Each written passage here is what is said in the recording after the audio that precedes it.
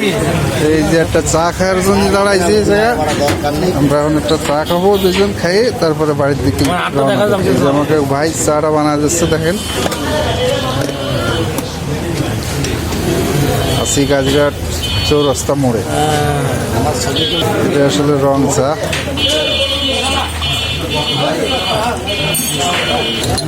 সমস্যা আছে, সে অবজেকশন দিয়েছে, এই জন্য তারা দেখানো যাবে না। এই যে চলে এসে চা। কাকা চাটা কেমন হয়েছে কাকা? খাই তারপর আমার দিকে একটু ধর, আমার দিকে ধর, এসে আমি করছি। খুব সুন্দর হয়েছে স্যার। ভাইয়া চাটা মধু মধু রসমালাই রসমালাই।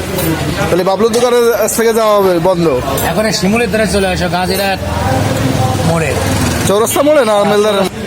আপনি কিছু বলবেন কাকা? আমার বলার একটাই আছে, চাটা খুব সুন্দর হয়েছে, মজা পাচ্ছি খাই।